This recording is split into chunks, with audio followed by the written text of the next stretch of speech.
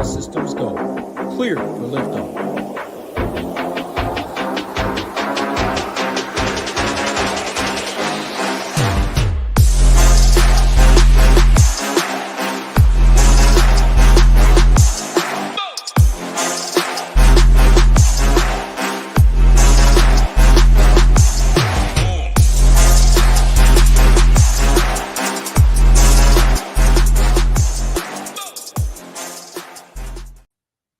What is going on, everybody? Welcome back to another edition of the SHIPIT Nation NBA show. Today is Friday, March 1st. We woke up. It's the first of the month. We are on the Mayo Media Network. It's an exciting day. It's an exciting time to be over here at SHIPITNation.com. If you are new, please hit that like. Please hit that subscribe button. Then head on over to the SHIPIT Nation YouTube page and hit the like button as well. We're close to 6,000 followers over there. And when we do, there's going to be some giveaways from our guys Hoop and Tambo. If you've never heard of SHIPIT Nation, I don't know where you've been, but if you are, head over to SHIPIT Nation. Enter the code DGen15. We cover all the major sports. Enter the code DGen15 for 15% off any membership plan. That gets you all the sports all year long. It's going to be an interesting night. I know it's been a big talking point of X. It's been a big talking point in the chat. But Rio, I'm going to bring you in. And I want to hear your opinion. What's your opinion? No late swap tonight. We got 7 games. We're going to dive right in. But let's hear your take on the no late swap on DK. And other than that, how's your week going, man? How's your Friday? Hair looks good. What's going on, my man? Yeah, appreciate that. Had to get the fresh cut for the weekend. But, in terms of the non-late swap stuff, I don't really have a strong opinion on it. I'm not a huge fan of it, but I don't think that we're really going to see how good or bad it can be on this type of slate where you have, this is probably the worst slate that they could have implemented it if you want to really get some type of carnage for non-late swap. All the games start within an hour, so it's really not much different than a regular slate, and there's not a ton of super big injury news that we're waiting on. So the slate seems pretty straightforward. Just pick your favorite guys pretty much, try to get some leverage in some spots, but it's not like some slates we could see in the future if we do have some more late swap where you have a true 50-50 on a guy like Luka. He is questionable tonight, but he's likely to play. But a true 50-50 questionable, a guy like Luka that would open up, in years past, a Jaden Hardy or some Tim Hardaway Jr. value that you could get super low owned. I don't think we're going to really see anything like that tonight. But yeah, I guess we could try to figure out some spots that we can exploit. But yeah, the slate looks pretty straightforward. So I don't really have a ton of super big thoughts on non-late swap stuff. We'll see how tonight goes. Yeah, no, certainly understand. And yeah, tonight, I'm pro no late swap. You heard me talking earlier. I'm going to spend my Friday night going to Beauty and the Beast. So I'm not going to be sitting around all night. So for me, I don't mind it. And anytime a guy by the name of Duop Reith is the number one value over here at SHIPITNation.com, there's a lot of things that could possibly go wrong. So I'm going to look forward to it. But we'll go ahead and dive right into it. Talk injury news. The biggest injury news, Luka's, I think, is questionable, but is going to play. Spida Mitchell is going to play as well, we think, in Detroit, hopefully. Other than that, I don't think there's any major players that aren't playing tonight. Everybody else is going to be in. It's a unique slate, in my opinion, Rio. You got one guy in the $12,000 range, one guy all the way down at 10-3 in Sabonis, and then no one else in the 11s, and no one else in the 10s either. So going to be a lot of good plays. And, yeah, I saw you come off mute. You got something to say about that? No, I was just going to chime in just because you did mention that Donovan Mitchell. I think it is a pretty true questionable tech for him. He's been dealing with the illness. Now this is a new injury with the knee. I think the spread is pretty close. Could indicate that he does sit. Close enough for a game versus Detroit, who is obviously really bad. It's 9.5 points. So yeah, he does have a chance to sit, but that's not really one we have to worry too much about because we'll get that news with it being one of the first games on the slate locking. So yeah, I just wanted to chime in there because there's really not a ton of injury stuff later in the night that we're waiting on. I guess De'Aaron Fox, he is questionable, but he did participate in shoot around. So he is expected to play. You have all the injury stuff on the Memphis side with Kennard and John Conchar doubtful, so we can kind of expect them to be out. We already got Jaren Jackson Jr. listed out, as well as all the other guys, Desmond Bane, Brandon Clark, John Morant. But you guys already know that. And then Gigi Jackson, who is looking at some ownership and looking at some pretty big minutes tonight, listed questionable, but was at shoot around this morning, so he should be playing tonight as well. And then I guess the biggest one is Anthony Edwards, but he's been playing through all of these injuries. He had the really bad ankle turn a couple nights ago. People were speculating it was an Achilles thing, but he came back and played most of the second half, then played in a back-to-back the very next night. Played his normal minutes. So I think that he's probably fine to go. He said that he's in really good shape right now and would expect him to play through all of those injuries tonight. So those are the kind of the main ones to look out for. I guess the Aaron Nesmith one has a little bit of a effect on the slate in terms of the rotations for the Pacers, but not enough to where you're waiting, or I guess you're not waiting around for it, but not enough to where you're adjusting your whole roster constructions around it. Yeah, no, I agree with that. And slow-mo, Kyle Anderson is doubtful for the T-Wolves. I think he left the game the other night as well. So just another injury to keep in mind. Not that he's going to be highly owned or you're going to play him, but just somebody to keep in mind when you're making those lineups. It should be unique. I'm interested to see, how it plays out. I think if there's not something crazy that happens in those 7 for me, 8 o'clock Eastern time games, if no one's a late scratch there, and I don't think you'll hear too much about it, especially if the winners aren't going to be complaining about it. But we'll see how that goes. And I don't think there's going to be anything earth-shattering that goes on after those 7 and 7:30 games tip tonight. But with that, we'll head into the first game of the night. We have the Charlotte Hornets, not the Bobcats, taking on the Philadelphia 76ers. One of the lower totals of the night, 213. I apologize. Philly is favored by 10. Philly is beat up. They're still favored by 10. Obviously, no Embiid. Big Shot Bob, Robert Covington out. Kelly Oubre listed as questionable for the 76ers. KJ Martin also listed as questionable. On the other side, it's pretty much straightforward. The only Q tag that we have is Grant Williams. Obviously, LaMelo Ball remains out as well, per usual. But Rio, let's start here in the city of brotherly love. You like anybody in this contest between the Sixers and the Hornets? Yeah, this game has a little bit of DFS appeal, not a ton. Would change a little bit on the Sixers side of things if Kelly Oubre were to be out. I think that would just kind of, tighten up the rotation a little bit, give some of these secondary pieces a little bit more run, guys like Buddy Hield, who I do like tonight. But yeah, I'll start with the Charlotte side because there's really only, I think, probably one guy you're considering, and that's Trey Mann. He's had a pretty solid ball handling role for this team. The Sixers defense has been pretty bad, but they are pretty good with their pick and roll defense. But he's shown multi-stat category upside. Had a couple of games, flirting with a triple-double with 7, 9 rebounds, things like that. So he's really the only one that I am considering on the Charlotte side of things right now. We've seen Bridges and Brandon Miller's roles really get minimized with the addition of Grant Williams, Trey Mann, even Micic is taking a little bit of upside off of these guys from a ball handling and touch time standpoint. So I'm really only considering Trey Mann tonight. And then on the Sixers side of things, I like the spot for Tyrese Maxey a ton here at 8.7K. The price tag's come down a good bit. He was, in the lower 9Ks, now in the mid 8Ks, which looks good for him. Pretty decent matchup for him. The Hornets are allowing a ton of points to catch and shoot 3-point shooters right now. They're also bottom 7 in rim scoring, and Maxey's been kind of, the minutes are always going to be up there in the upper 30s when a game's close, but I think he's got pretty big upside in this one. Tobias Harris, I think some people will look to. He projects pretty well for us right now, but I don't love it for him. It is a good spot for him. The Hornets are bottom 5 in DVP versus power forwards this season. His price tag's come down as well, but he just has shown no upside.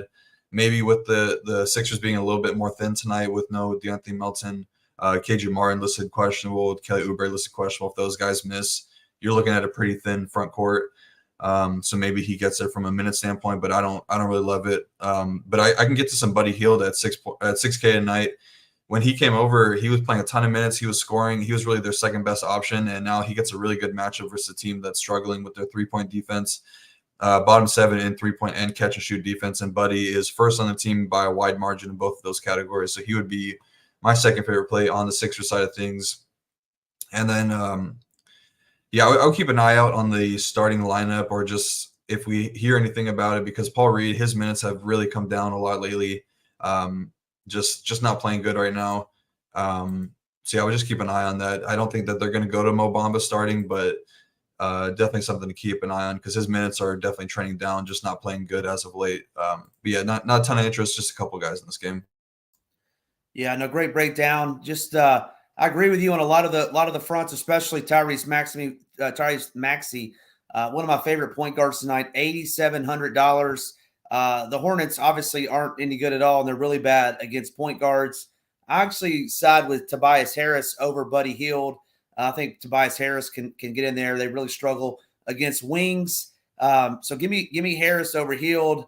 I really hope Oubre's out. If Oubre's out, I'll have even more interest in Harris. And then on the flip side, I'm going to the rookie, Brandon Miller, for the Hornets. He's my favorite Hornet, 6,600, shooting guard and small forward eligible. I do like him a little bit more than Trey Mann. Obviously, no, they play different positions at different price, but I think the 76ers will struggle to guard Brandon Miller. So give me some Brandon Miller to pair with Maxey and or Harris.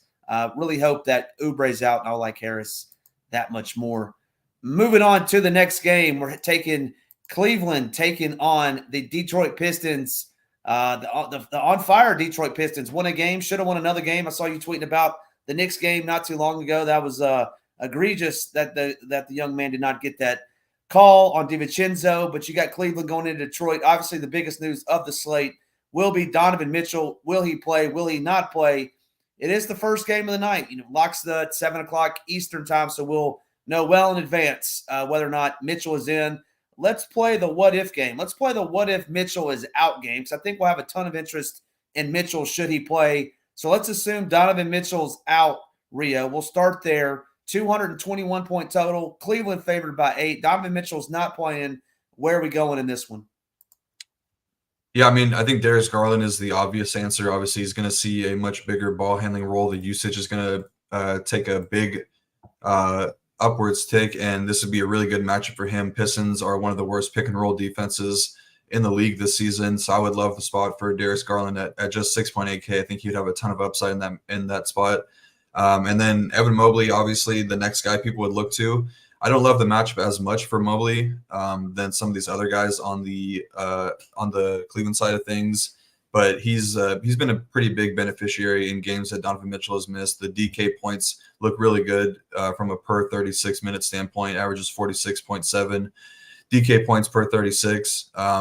But the Pistons did get Isaiah Stewart back, and he's been a really good defender all season long. Even though the Pistons' interior defense has been pretty bad, he's been a lone bright spot for the Pistons.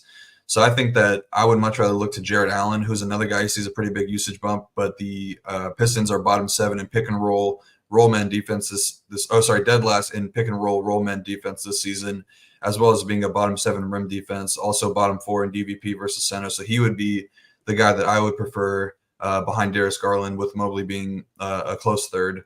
And then I guess you'd be getting into like Max Strus and Isaac Okoro if Donovan Mitchell were to be out. But Karis LeVert is listed questionable as well, so that could open up another big rotation spot for. I mean, probably Isaac Okoro takes that again. But yeah, that's kind of how I would be approaching it. And then on the Pistons side, I don't think that I'm really considering much outside of Cade Cunningham, who's just been putting the team on his back lately, has been playing really well, and even the minutes are starting to trend up a little bit. Yeah, I saw someone in the chat earlier mention Sam Merrill's season. Any love for Sam Merrill? I think Merrill's only in play should Donovan sit, but interested to hear your take. No, I agree with that. I think I would need Donovan to sit. I probably need Donovan and Karis to sit to get to Sam Merrill personally. Yeah, I agree. I don't think no love for me on Sam Merrill. My favorite Cavalier tonight would be the big boys, Mobley and Jarrett Allen. Jarrett Allen was very hurtful the other night. Court him against the Bulls, and the Bulls go out and have like 60, I think it was like 65 rebounds or something crazy like that, and Jarrett Allen came away with 4 rebounds. But I think they get it done tonight. Should Donovan sit? Give me some Mobley. Give me some Jarrett Allen versus this Detroit team. And then I'm with you. Cade's been amazing with this Cavaliers team. Just looking at the stuff I'm looking at over here at SHIPIT Nation. Cavaliers pretty good defensively, so I'm going to be off this Pistons team, but certainly wouldn't think it's the worst thing if you went to 7,900. Cade Cunningham. That'll do it for the Cavs and the Pistons. If you are just joining us, make sure you hit that like. Make sure you hit that subscribe. We have 108 people watching right now. Only 37 likes. That's very, very hurtful. I wasn't a math major, Rio, but that's somewhere in the neighborhood of 30%. Let's get those up. Let's get those likes up. Make sure you get Rio's, get Hamwich's play of the day at the end of the day. Moving on to the next game, we have what would be, in my opinion, the marquee matchup of the night, one of the marquee matchups of the night. You have Dallas invading Boston. Obviously, we talked about Luka being questionable. Maxi Kleber is available to play. Derek Lively is also available to play. No one else is really out worth noting for the Mavs, and you have everybody in tonight for the Celtics. You got the big four, big five, however you want to slice it. I like some plays in this game, Rio. Interested to hear your take. It's a 9-point spread. I heard you say that earlier. 237-point total, one of the highest on the night. Talk to me about this game. Where are you going? Yes, I think that you're going to probably want to, I guess, build your lineups as close as you can to lock, waiting for or hoping that we get the Luka news. But I do expect him to play. I've been dealing with a bunch of injuries, but just playing a ton of minutes lately. This is a new one, the ankle. I guess he's had a couple of ankle injuries this season, but did come up a little bit hobbled last game versus Toronto. Finished it out, played obviously amazingly, put up another triple-double on his birthday. But yeah, I do expect him to play. He wasn't shoot around this morning. And I mean, even matchup wise, Celtics obviously known as one of the better defenses this season, but they've been a little bit more vulnerable to pick and roll guys. They're bottom 6 in the league in pick and roll defense. And we did just see Jalen Brunson and Tyrese Maxey go off for pretty big games against the same Boston team. 34 for Brunson 2 games ago. Tyrese Maxey went for 32 last game. Both those guys are towards the top half of the league in pick and roll scoring this season, and Luka is top of the league in pick and roll scoring. So I'm just building a case for it being a not so terrible matchup for him. Obviously, Luka is the highest upside guy on the slate tonight with no Giannis, no Jokic. So don't really need to tell you guys that. You guys know that. But yeah, if we do get news that Luka is out close to lock, Kyrie Irving's gonna become a great play. You probably see Tim Hardaway Jr. probably re-enter the lineup, and he'd be a great play at 4.9K. Would see a ton of usage. Think that even Dante Exum would look a little bit better, but not too excited about going there. But as it stands right now, I think the only guys you're considering are Luka and Kyrie. And I don't even think that this is a terrible spot for Kyrie for the same reasons that I listed for Luka, with the Celtics kind of struggling with their pick and roll defense. He's only 8.9K, but I do prefer Tyrese Maxey for a little bit cheaper to Kyrie tonight. And then on the Boston side, pretty good spot for these starters. Tatum should have success. This matchup going to be guarded by PJ Washington, not the best defender. Mavs interior defense been pretty weak all season long, as well as their transition defense. So I think it's a pretty good spot for Tatum. I probably prefer to spend my salary elsewhere, just with this team fully healthy. I think I like Jaylen Brown for the salary savings, 2,200 cheaper. Really good spot for transition scores. As I mentioned, the Mavericks struggling in that category. I think Porzingis is an awesome play at 7.4K with the power forward center eligibility. The Mavericks just don't really play a ton of defense down low, and he's been shooting the ball pretty well lately, adding some stocks upside to his stat lines as well. And I think that Derek White and Drew Holiday are kind of fine as like last man in. I think that Drew would probably be a pretty solid cash game play at only 5.9K. I think Derek White is the more GPP guy with the much higher upside. Yeah, it should be an interesting game. I think this is going to be a high-scoring affair. You kind of alluded to it. I mean, the Mavs really don't want to play much defense, in my opinion, and they can get out and go with it as well with Kyrie and Luka. I wanted to ask you, with only Luka, 12K, 12-1, no one else is even, $2,000, closer to him, right? The next closest guy's Sabonis. I think he's 18. Do you think more people will play Luka at that price because there's only one stud to pay up for? Or do you think less people will play Luka and try to get in more of the 7, 8, 9K guys? I haven't really looked at the roster construction tonight, but obviously there's a ton of value in the Portland and Memphis game that you probably could get up to Luka if you wanted to.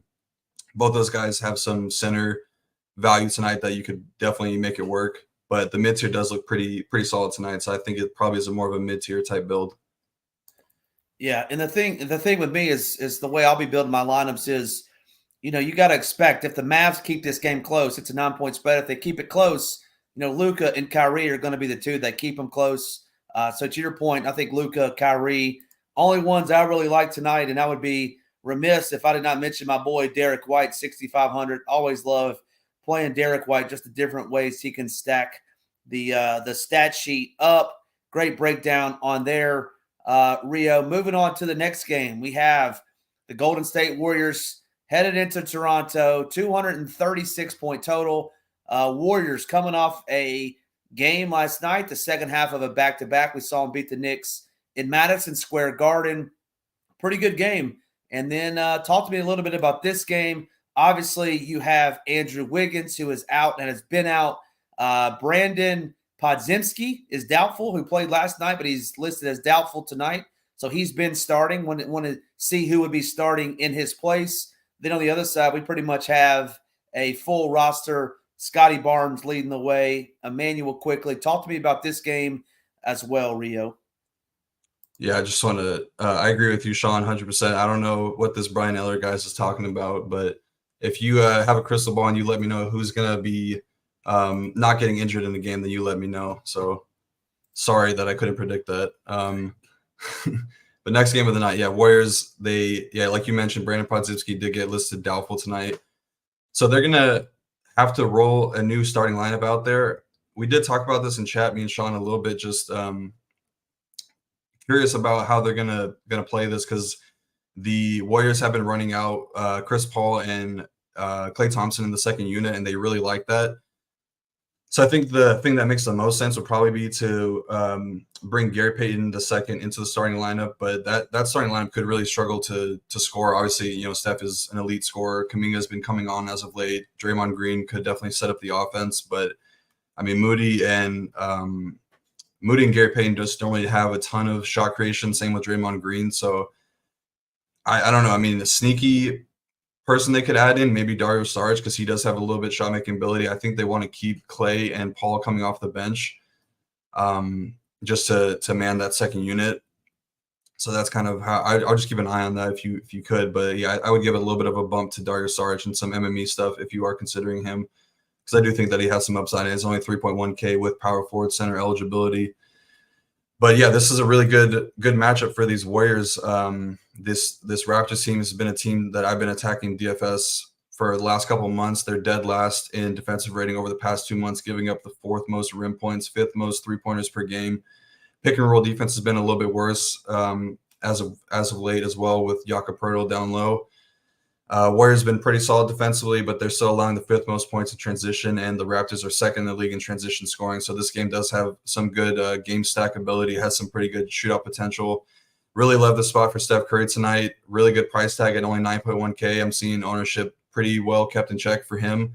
Ball handling role has been taking a little bit of a hit with Chris Paul returning, usage coming down a little bit, but he did notch a double-double in the first half last night, which was pretty surprising. Had 11 rebounds, had like 7 after the first quarter. I don't know if he's ever done that in a game, but the shot volume is still going to be there, and this is a really good matchup versus Raptors teams that really lacks on-ball defense, giving up a ton of three-pointers as well.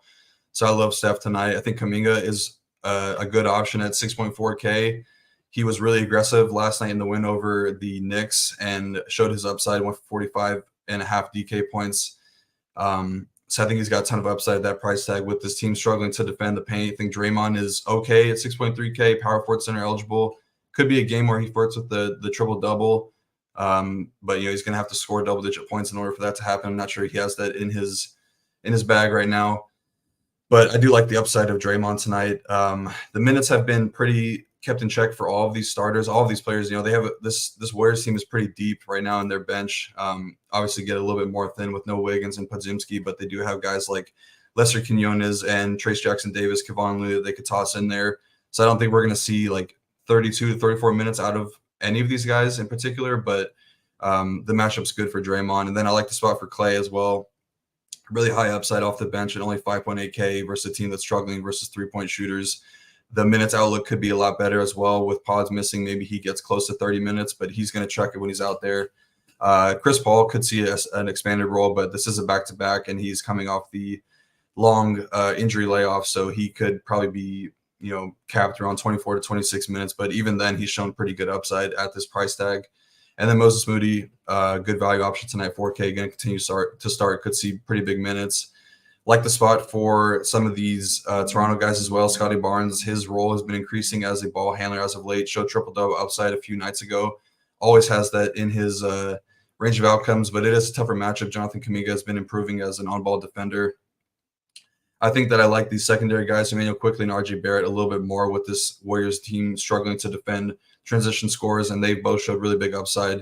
I think Quickley has much higher upside with the assist potential, but Barrett, pretty solid floor. He's kind of capped around 42 to 46 DK points as his ceiling. So those would be the two guys that I'm considering.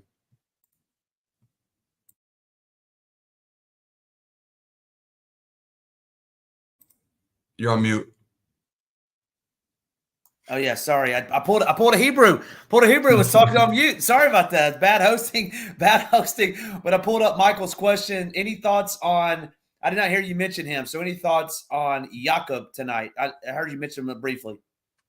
Yeah, I mean, it's a tougher matchup. The Warriors have been really good with their rim defense, but he's been playing really good as of late. He did not seem limited at all, even after getting ruled out with that ankle injury a couple of games ago. Showed really big upside, pretty much like 3 games in a row, 45, 37, 42 and a half. But yeah, I think it's a little bit of a tougher matchup going up against Draymond. I think that this matchup could be a spot where we see a little bit more Kelly Olynyk minutes, but I don't think that like a ton of minutes is what we'd expect out of Kelly Olynyk. But yeah, I think he's totally fine to keep in your player pool if you want to get there at 6.4K. Yeah, no interest in WB Reeds or, hey, man, I earned it. I was the donkey, the mute donkey, talking on mute.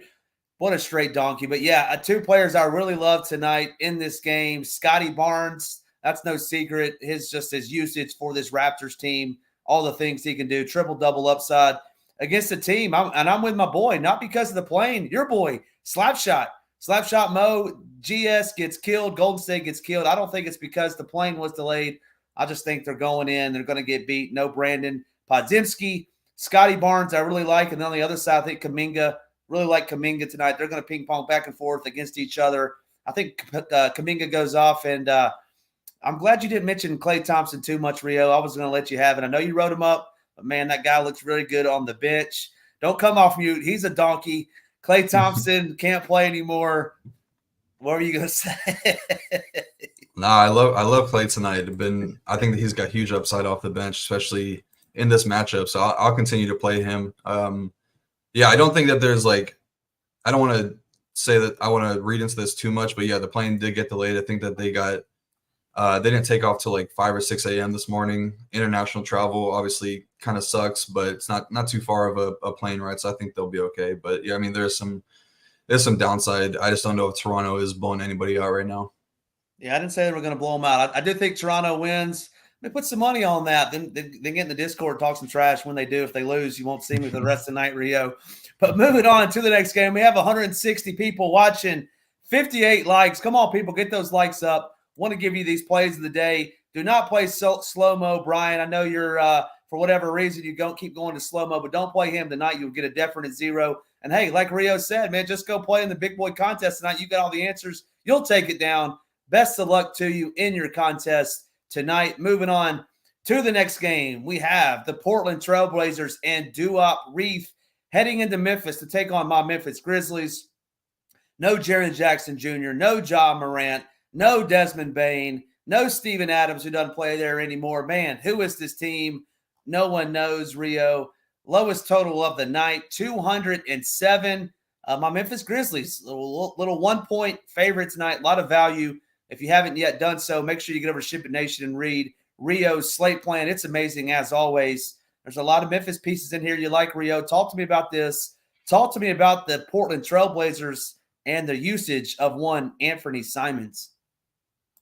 Yeah, I mean, this is going to be a game where people look to for value. I mean, seeing some really crazy ownership on a lot of these guys, but I mean, rightfully so. Especially with it being a non-late swap slate, I think you're going to want to just take your sure thing on some of these values. We just got the Podziemski officially rolled out, so we don't already covered that. But yeah, starting on the Portland side of things, Anthony Simons looks like a really solid spend-up option or mid-tier option at 7.5K. But man, he's just not playing great this season.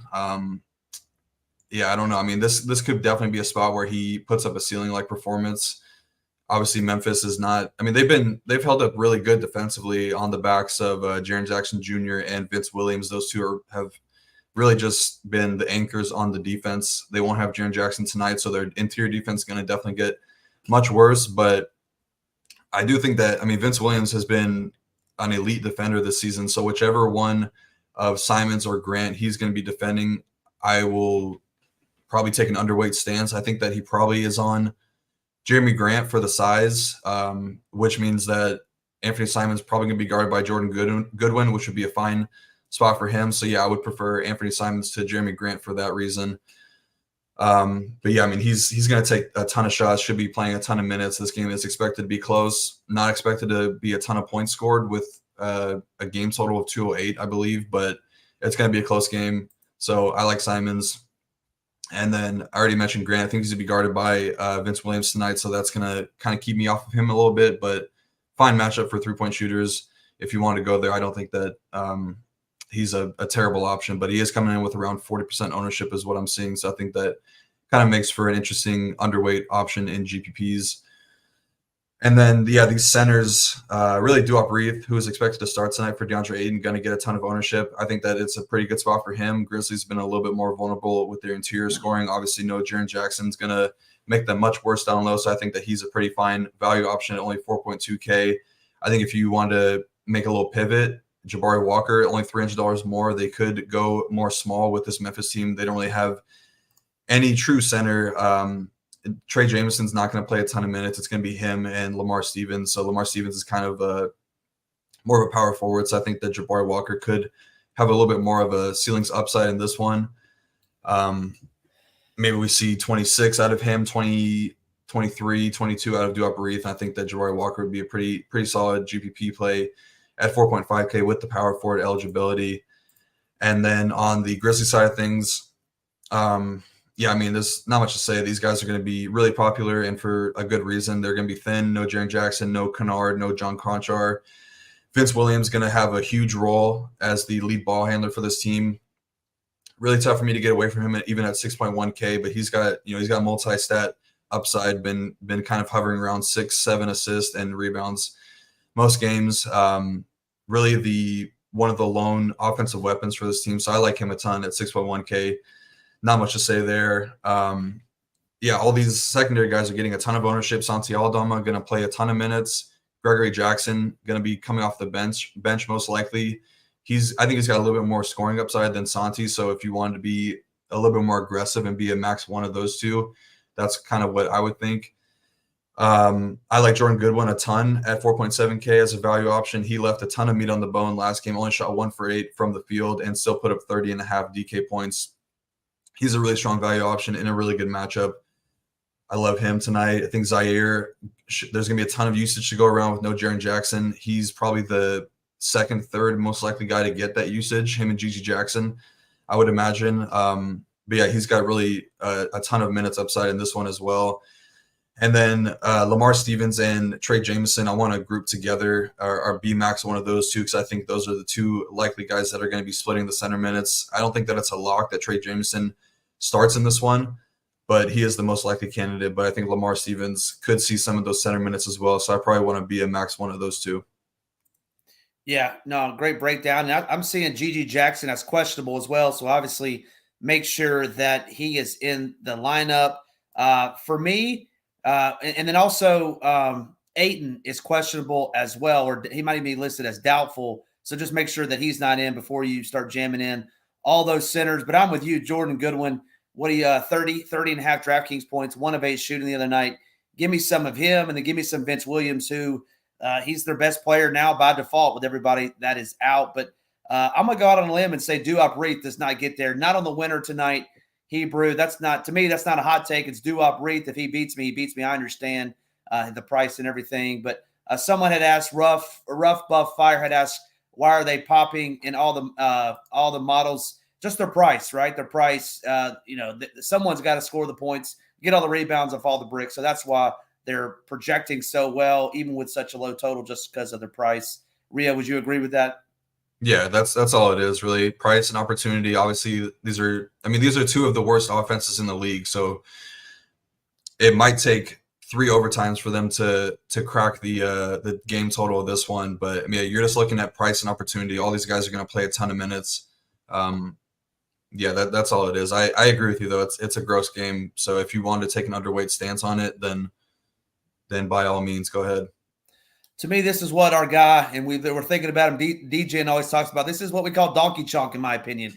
Just bad, cheap chalk. Everybody's going to be jamming in, and it's going to end up like 87, 89 type of game. Anyway, moving on to the next game. There's 2 games left. We're up to about 75 likes with almost 200 watching. Make sure you hit that like, hit that subscribe button. We're charging towards 100 likes. We appreciate you tuning in each and every Friday. It'll be Rio and I for the rest of the season on Friday. So looking forward to that every time, 4 p.m. Eastern Standard Time. Like I said, 2 games left. It should be a good one down in the Big Easy in New Orleans. We have the Indiana Pacers taking on the New Orleans Pelicans. Not much injury in this game. I'm seeing Zion's in. I'm seeing Brandon Ingram is in. Nobody really out for the Pacers of note. You got Aaron Nesmith, who's been missing. He is listed as questionable, so make sure you find out what's going on with him. Doug McDermott is out. Other than that, on the other side, it looks like Dyson Daniels is out, and that's really it. Rio, talk to me about this game. You like the big dogs for the Pelicans. Who you got? We talked on Monday about Tyrese Halliburton. He was very hurtful. Probably his worst game of the season. It was him versus Fox that was Nades I was with, but Fox versus Halliburton versus Brunson. I was with Hallie, and I think he put up the worst game of the season. So talk to me about this game a little bit. Yeah, I mean, this is a pretty sorry, I was checking out chat really quick. Yeah, this is a pretty solid game environment to attack. The teams just played. Had some pretty decent scores in that one. Halliburton been a little bit of a letdown as of late. His role has kind of been shrinking.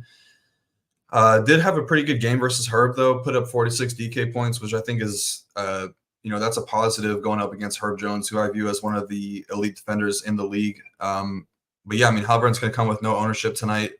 He's only 9.4K, so if you want to go take an overweight stance, he doesn't take much to do it at only 9.4K. But yeah, I mean, I don't love a ton of these guys on Indy. I think Siakam could make your player pool with the small forward, power forward eligibility. He's been playing pretty well past 2 games, put up 27 and 24 real life points in back-to-back with 50 DK points in those ones. Much softer matchup for him going up against Zion. I don't think I'll get to Miles Turner. I really don't think I'm getting to any of these secondary guys. I think the only ones that are going to really make my player pool on the Indy side of things would be Hallie and Siakam, but not looking to get too crazy with it. I much rather prefer this New Orleans side of things, mainly Zion Williamson, who I've been talking about a lot lately. But yeah, his role just has been increasing a ton. He's been getting much more ball handling. Their coaches talked about getting him the ball much earlier in the shot clock, much earlier in the game. So the assist numbers have gone up, and this Pacers team is bottom 2 in rim defense on the season. They're Zion's the second best rim scorer from a point per game perspective this season, right behind Giannis. So he's in very, very good standing with some of these guys. But yeah, I really like Zion tonight. Only 8.1K. Very good to note that he is off the injury report after having dealt with a ankle injury, I believe, for like the past 10 or so games. But he's played through it. I think that he has some pretty big minutes upside in this one. So yeah, I love Zion tonight. I think Ingram, the matchup probably gets a little bit worse with Aaron Nesmith ruled back in, or if he does get ruled in.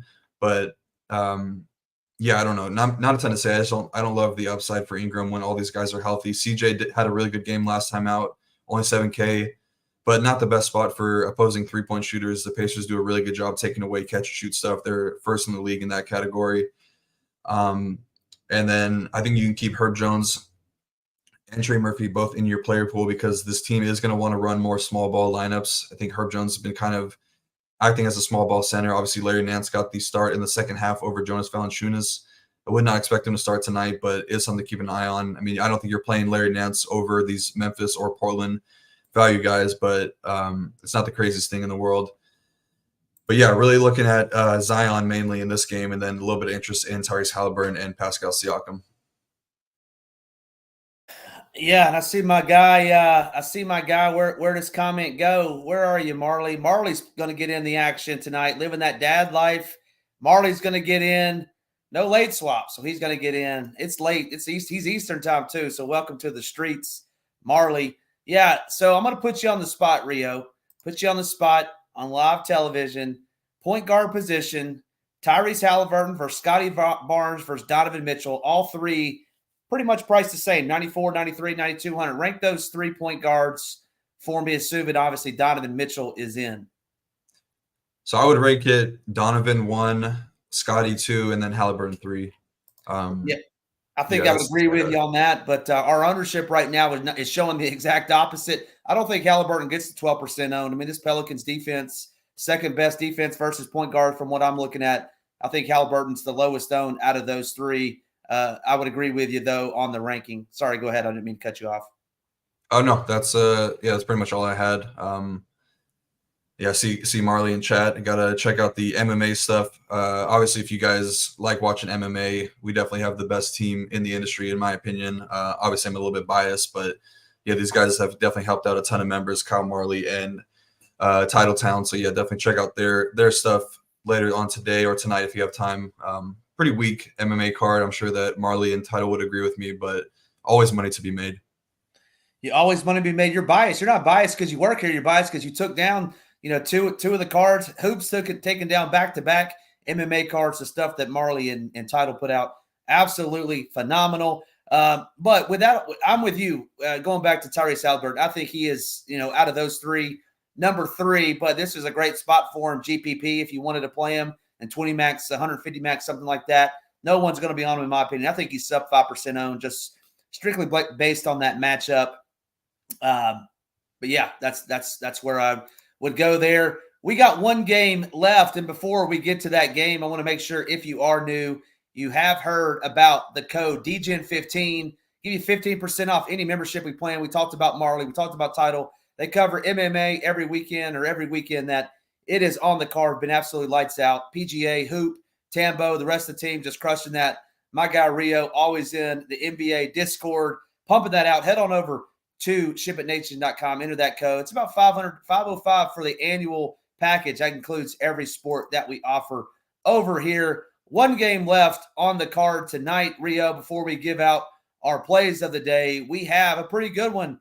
It's about a 225-point total. We have the Sacramento Kings headed up to the Twin Cities to take on Ant Edwards, take on my guy Slow-Mo, Rudy Gobert, Karl Anthony Towns. Give me your take on this game. It's a 7-point spread, which is kind of high in my opinion. Kings are underdogs taking on this Timberwolves team, one of the best teams in the league. Sabonis, second highest salary player tonight at 10-2. No triple-double last game, which was news for him. I'll stop talking. Get your take on this game. Yeah, before I break this one down, since we have a little bit more time tonight to talk about questions, I think Obi Toppin's role is probably pretty solidified. I think that might just take the minutes upside off of Benedict Mathurin more so than anything, since it's been a 1-for-1 swap with Mathurin in the starting lineup. But yeah, I think Toppin is kind of safe at his upper teens minutes rotation regardless.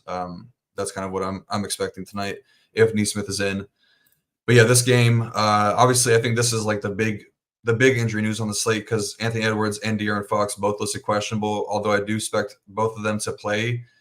But this is kind of where like the non-late swap strategy comes into play, because if you wanted to get aggressive and say, okay, I'm expecting De'Aaron Fox to miss this one, you're bumping up guys like Malik Monk, you're bumping up Keegan Murray, Kevin Huerter, I guess Davion Mitchell. He would be starting, but he's kind of been terrible as a starter in his career. So if you wanted to take an aggressive stance, then that's just an example of something you could do. I'm not saying to do that, because I do expect De'Aaron Fox to play tonight. I do expect Anthony Edwards to play tonight, but just kind of play around with that, especially if you're in the 150 tournament tonight. Because I think that's just kind of where the strategy comes into play a little bit. But yeah, from a game environment perspective, don't really have a ton of interest in these Kings. Obviously, the Timberwolves have been one of the best defenses all season long. I believe the top defensive rated team up to this point in the season. They have a couple of elite defenders, Jaden McDaniels, Rudy Gobert, obviously always been one of the better rim protectors in the league since he's been in the league. But I mean, Sabonis, kind of interesting at 10.2K just for the fact that he's going to be low owned, and we know that he's got the triple-double upside in every single game. Doesn't matter the defender. Had a really bad game last time out versus Denver. Only put up 38 DK points. Kind of broke his 3-game streak of consecutive triple-doubles. Yeah, I mean, nothing stands out in this matchup in particular, but it's kind of the same thing with Tyrese Halliburton. We know the type of upside that he does have when things are going right, and you're getting a huge ownership discount compared to some of these other studs priced around him. So I think just for that reason, I'll try to get over the field in my MME stuff tonight. I think I'll be pretty low on De'Aaron Fox, even with his current form. He's obviously been playing great lately, been scoring 50+ points in like 5 straight games. The price tag is good, 8.5K. That's pretty low for him. But yeah, the Jaden McDaniels defensive assignment definitely has me a little bit weary to click on him. So I think I'll take an underweight stance, especially with him coming off of the injury. I think that Malik Monk is always in consideration at 5.9K. Should always be in consideration in your player pool as a high upside option off of the bench. And he's looking at really low ownership tonight, so I'll definitely look to get some of him. I think Anthony Edwards is in a really good spot here, going to be guarded by Keegan Murray. Keegan's been a pretty solid defender this season, but the Kings' overall defense has been slipping as of late. Their interior defense has not been great. They're giving up a ton of 3-pointers since the start of the new year, 2024. They've given up a ton in the last 2 months. He's just been playing really well coming off of the All-Star break, scored at least 28 or more real points in all those games. Been the low end of DK scoring has been about 43.5. So there's a little bit of a floor, but he's got a pretty big upside in this matchup. I think Cat is in a really good spot here. Going to see Harrison Barnes on defense, and I love that matchup for him. I think Rudy Gobert, he lost some minutes last game with the team running more small ball versus Memphis. Would not expect that to happen here again. Going to need his size and defense against Domantas Sabonis. But he's been really consistent all season long as a fantasy scorer. The minutes are going to be there. I think for that reason, he should be in your player pool as well.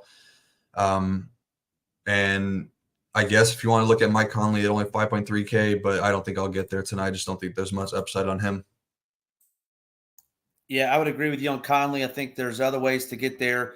200 people watching, right at 85 likes. Let's try to get to 100, folks. We're going to give the plays of the day away regardless, but want to see you get to 100 before we get wrapped up. I don't know if you mentioned it. I saw it in your write-up. I didn't hear you say it, but Sabonis is going to be a lot lower owned, and Jaren Jackson Jr. just carved up this defense. So I think Sabonis can do it as well. Similar to Tyrese, I think you said that it's going to be low owned, and Sabonis could go off. He's 10-2, not going to get there. So if you said that and I duplicated it, sorry, but I'm with you on that. Just agreeing with your write-up. Yeah, you covered it. That's pretty much the and then on the other side too. Sorry, real quick is Anthony Edwards. No surprise there. My favorite T-Wolf. I think he left last game but came back. If I'm not mistaken, that was either last game or the game before. 8,800 against this team. He's going to be chucking it tonight. I really like that price tag. And nobody really else in this game I like. I mean, I like some pieces, but it would be Sabonis. It would be Ant for me. That's about it. You said Harrison Barnes was guarding Cat, so I wouldn't hate it if you played some Cat. But sorry, I didn't mean to cut you off. Go ahead. No, you pretty much you covered it. I don't have much else to add. Yeah. Well, that'll do it for this 7 games. Just a reminder, in case you haven't been on X lately or you haven't been listening to the show from the beginning, but tonight is a non-late swap on DraftKings. Make sure your teams are locked and loaded. Make sure you're checking those injury reports. You can't make changes after tonight. I'm very interested, Rio, to see, like I said earlier, how the community takes to it. I mean, a lot of the quote unquote pros don't seem to like it because they feel like it gives just regular people like you and I, the folks watching, more of an advantage. We'll see what happens tonight, but looking forward to tonight's slate. Anything before we get wrapped up here? No, not much. I'm interested to see how this slate turns out. Hopefully they don't do too much of these. I'd be okay with it if they do it like once a week. I would prefer it on like a Tuesday or a Thursday since those are usually lighter NBA days. But yeah, I mean, I'm not gonna complain about it. Always money to be made. Always, you just got to adjust. It's like our guy Newen said, you got to just kind of roll with the punches and adjust wherever you can. So yeah, I mean, if they make this a weekly thing, then we'll definitely spend more time doing the strategy stuff. But yeah, tonight just not a ton, with it being all the games locking so close together, and there not being a ton of really impactful injury news. But yeah, looking forward to it. No, I agree with you on both fronts. Yeah, I think it's an hour, right? I think 7 to 8 is the only time you can't quote unquote late swap. So it's shaving an hour off. I mean, obviously they're doing it to see what kind of new business they could drum up. And there's no major news that we should have all the major news before lock anyway. So that'll do it. Certainly appreciate you checking in one last time before we get to our plays of the day. If you're not a member yet at SHIPIT Nation, head on over to SHIPIT Nation, enter the promo code DGEN15, get you 15% off for the entirety of your membership. That's one price for all the sports that we cover. Just brought over some NASCAR, just brought over DGen. It is PGA. Obviously, if you haven't heard, DGen going through some medical stuff right now, so he's actually stepped away. But we just brought him over. We brought his team over. Been great so far, and then this happened. But hopefully we get him back very soon. All right, Rio. People have been waiting 52 minutes for this. I've been waiting for it for 52 minutes. Can't wait to read your core, read your write-up again tonight. Let's go make some money. Give me your let's do this. Let's go. Big dog, you're a player that's going to be high owned and maybe even high priced. And let's give me a little sleeper under the radar type guy, if you don't mind. Why don't you go? I'll go, and then I'll bounce it back to you for your low owned guy. All right, sounds good. I guess if you can consider a guy in the 14 to 15% range as high owned, then the guy that I'm looking to a lot of my lineups tonight to round it out. I think the positional stuff is good. Power forward, which is usually a pretty weak position, although tonight looks pretty good with you got Tatum, Karl-Anthony Towns, Siakam, Porzingis, Mobley, some guys like there. But maybe with all of these pretty solid power forward plays, he gets a little bit overlooked. But yeah, my guy that's a little bit higher owned tonight is going to be Zion. Just really love the spot for him. Love the matchup versus a team that struggles with their rim protection. I mentioned the ball handling role has been really good for him lately. He's shown really big upside. Got close to triple-double a couple nights ago.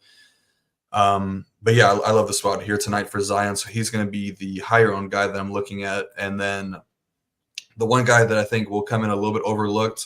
This might change throughout the night, depending, see how ownership shakes out as we get closer to lock. But one guy I like in the 9K range that looks to be single-digit ownership right now is Steph Curry. Really love the spot for him. Has nothing to do with Podziemski being out tonight. I just really think that this Toronto defense is awful, and you can look to attack them on every slate that they're on right now with how bad that they're playing. I think that Steph Curry, even with the travel issues and all that stuff, I think that he has a great night tonight at 9.1K. I think he puts up a classic Steph performance. Yeah, classic Steph performance. Hopefully maybe a 50 ball for you. I won't be going there tonight, but I will be staying in that game for my two. I'm going to stay in the same game, and both of my guys, I said it earlier, Scotty Barnes going to be my higher owned 9,300 on DK guy. I really like him tonight. Ball handling, the Warriors struggle against forwards and the stuff I look at. Really like Scotty Barnes tonight. And then my second one, I said it earlier too, Jonathan Kuminga. Love Jonathan Kuminga tonight to pair with Scotty Barnes. Not that you necessarily need a stack in NBA DFS, but I think that's a great ping pong matchup back and forth. Hopefully all three of them, this game goes into triple overtime. I always think it's funny when you're in chat saying this game needs overtime. Makes me laugh. Hit that B-dubs overtime button. Let's get some of these games to overtime.